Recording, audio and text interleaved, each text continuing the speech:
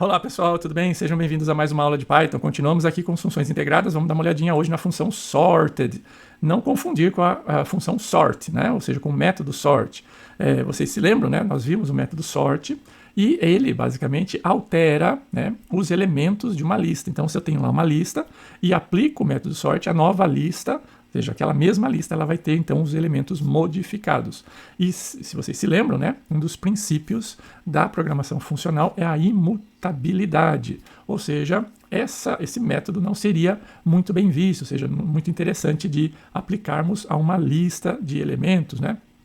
Principalmente se for uma tupla, né? A tupla, inclusive, não tem, né, este método sorted, né? Então, como é que a gente poderia fazer? Aí nós poderíamos utilizar, basicamente, a função integrada sorted, né, que ela, então, vai criar um novo objeto que efetivamente contém ali a lista daí organizada, né? Então, como vocês podem ver ali, eu posso então criar uma tupla e aí aplicar na tupla o método sort, ok? E da mesma forma que as demais funções, uma vez que eu mostrei, que eu consumi, ele vai então desaparecer, né? Vamos dar uma olhadinha lá no PyCharm, como que a gente pode implementar isso? Aula 117. Então aqui, vamos pegar uma lista qualquer, né?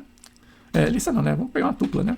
Já. Ou seja, a tupla ela não permite, então, este método sort, né? Então ele vai teremos, né, que utilizar o sorted, né? Então aqui uma tupla, sei lá, 3, 5, 1, 10, 2 e 6. Então tá totalmente desorganizado aqui.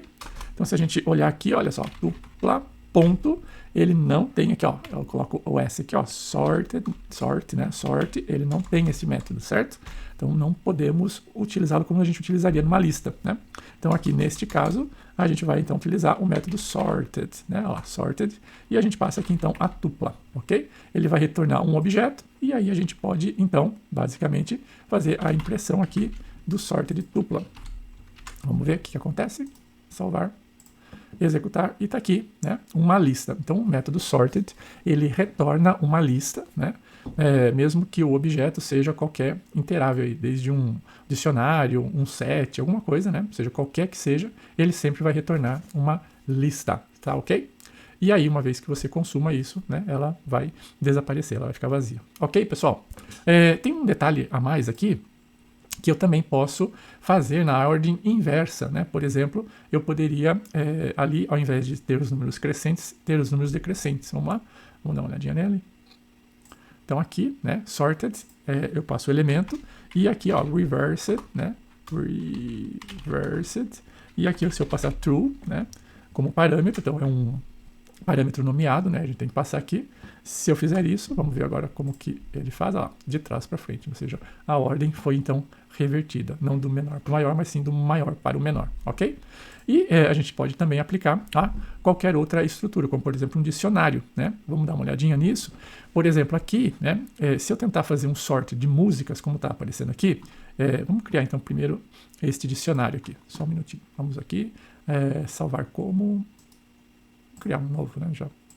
Aula 117b. Aqui então, olha só, vamos criar aqui rapidinho, músicas, igual.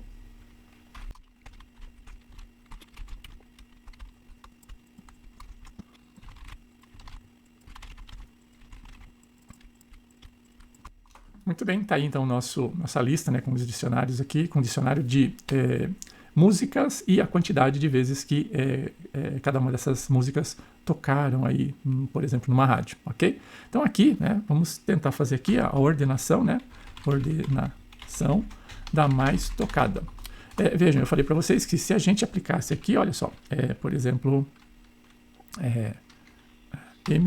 o resultado aqui, né, igual a sorted, né, de músicas, nós não teríamos um resultado como nós esperávamos, né? Vamos ver aqui, ó.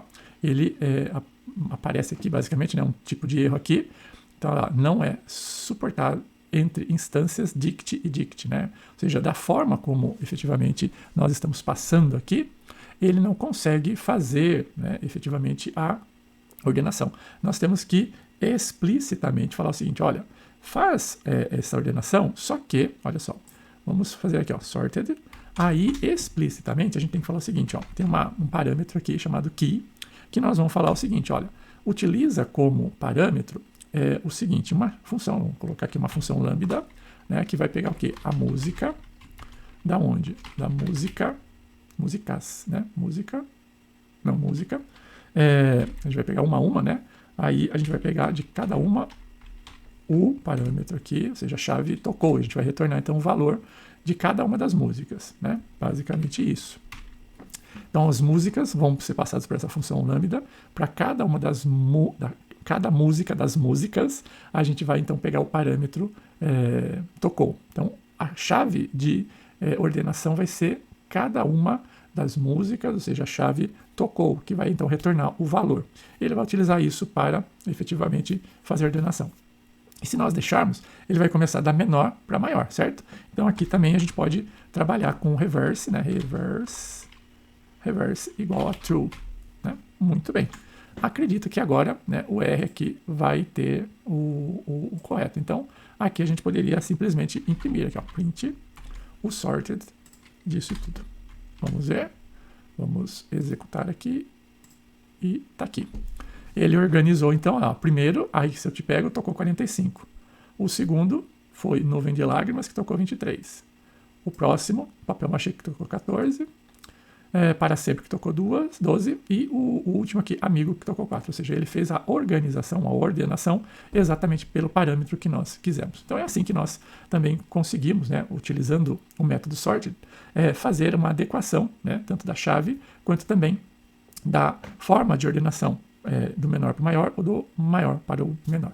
Ok, pessoal? Então, a aula é essa hoje, né? Nos vemos na próxima aula com mais alguns métodos integrados aqui da programação funcional. Vejo vocês. Tchau!